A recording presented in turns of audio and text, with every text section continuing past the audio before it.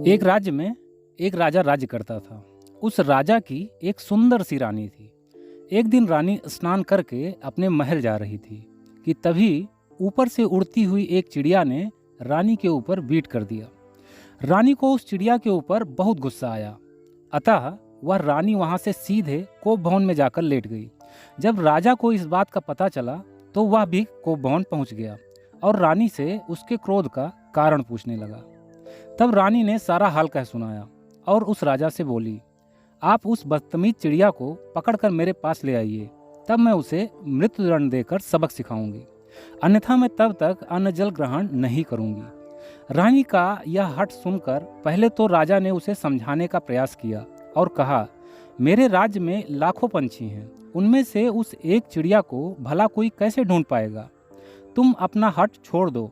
राजा की यह बातें सुनते ही रानी के क्रोध की ज्वाला और धधक उठी। उसने खींचते हुए राजा से कहा, मुझे कुछ नहीं पता कि यह कार्य कैसे होगा, चाहे आप इस राज्य के सभी पंछियों को मरवा दें या सिर्फ उसी चिड़िया को, पर किसी भी सूरत में अब वह चिड़िया जीवित नहीं रहनी चाहिए। बस।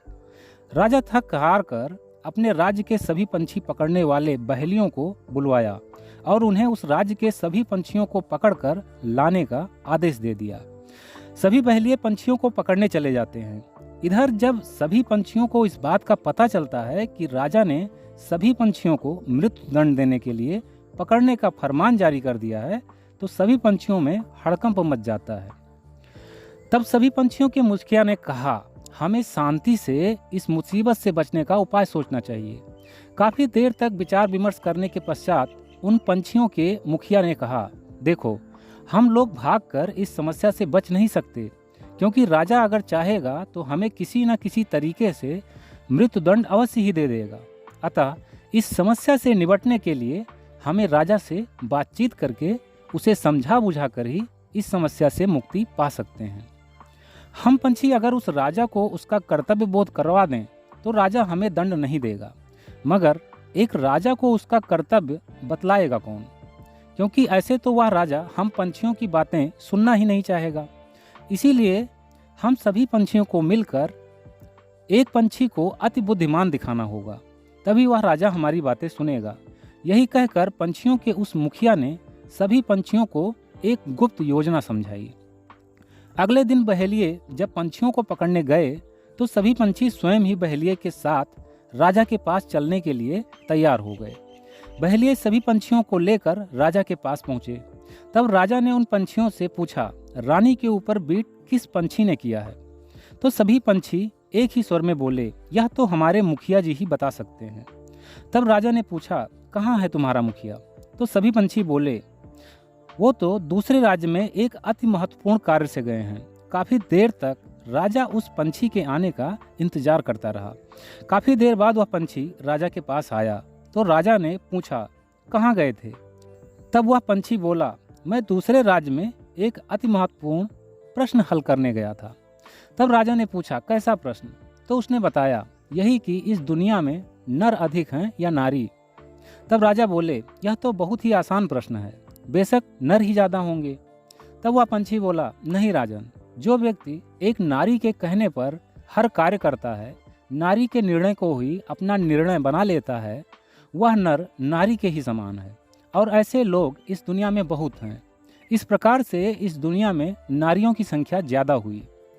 उस मुखिया पंछी की ऐसी मार्मिक बातें सुनकर राजा सोचने लगा कि आखिर मैंने भी तो रानी के निर्णय को ही अपना निर्णय बना लिया है और इन निर्दोष पंछियों को मारने के लिए बुला लिया है। यही सब सोचकर राजा ने सभी पंछियों को छोड़ने का आदेश दे दिया। सभी पंछी खुशी खुशी चले गए। जब रानी को इस बात का पता चला तो रानी ने फिर खाना पीना छोड़ दिया। राजा ने फिर सभी पंछियों को बुलवाया। सभी पंछी आए, पर उनका मुखिया पंछी फिर नहीं आया। राजा ने पूछा, कहाँ गया तुम्हारा मुखिया? तो सभी पंछियों ने बताया कि उन्हें पड़ोसी मुल्क के राजा ने एक अति महत्वपूर्ण प्रश्न हल करने के लिए बुलाया है, वहीं गए हैं। राजा इंतजार करता रहा और सोचता रहा कि कितना बुद्धिमान पंछी है जो उसे राजा महाराजा अपने यहाँ समस्या का समाधान करने के लिए बुलाते हैं। शाम होते होते वह पंछी राज दरबार में आ गया। तब राजा ने पूछा, आज कौन सा प्रश्न हल करके आ रहे हो? तब उसने बताया, कुछ खास नहीं महाराज, एक छोटा सा प्रश्न था कि इस संसार में मूर्ख ज़्यादा हैं या बुद्धिमान। यह सुनते ही राजा ने हंसते हुए कहा, बुद्धिमान ही ज़्यादा हैं, मूर्ख तो कम ही हैं। यह सुनकर वह पंछी बोला, नहीं राजन, इस संसार में मूर्ख व्यक्ति ज़्यादा हैं। राजा ने कहा, वह कैसे?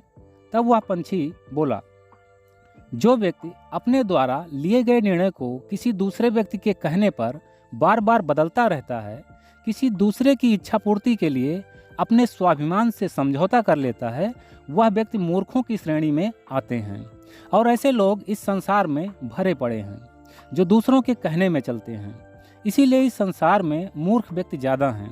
यह सुनकर राजा फिर सोचने लगा कि मैं भी रानी के कहने से चल रहा हूँ और उसी के लिए अपने निर्णय को बदल रहा हूँ, अपने स्वाभिमान से समझौता कर रहा हूँ।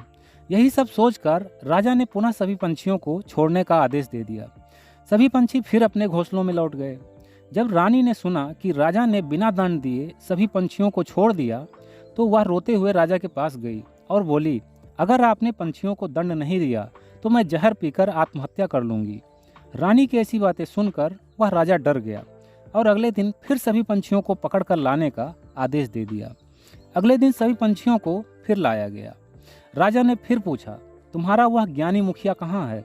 बुलाओ उसे, आज तुम सबको दंड अवश्य मिलेगा। तब सभी पंछियों ने फिर वही कहा, कहीं जरूरी काम से गए हैं, शाम तक आ जाएंगे। शाम को जब वह मुखिया पंछी आया तो राजा ने पूछा, आज कहाँ गए थे? तो उसने बताया कि आज एक बेहद महत्वपूर्ण प्रश्न हल करके आ रहा हूँ। राजा ने पूछा, कौन सा प्रश्न? तब उस पंछी ने कहा, यही कि इस संसार में पैदा होने वालों की संख्या ज़्यादा है या मरने वालों की। यह सुनते ही राजा हंसने लगा और बोला, इसमें कौन सी बड़ी बात है, सभी जानते हैं कि पैदा होने वालों की संख्या ज़्यादा है।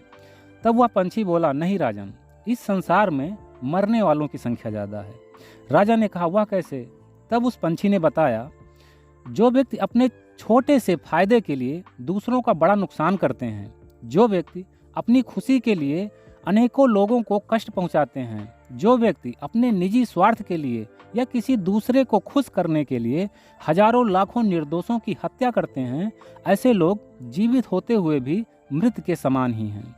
और ऐसे स्वार्थी, ऐसे मरे हुए लोग इस दुनिया में बहुत हैं। इसीलिए इस संसार में मरने वालों की संख्या ज़्यादा है। उस पंछी की ऐसी तर्कसंगत बातें सुनकर राजा को खुद की गलती का एहसास हो गया।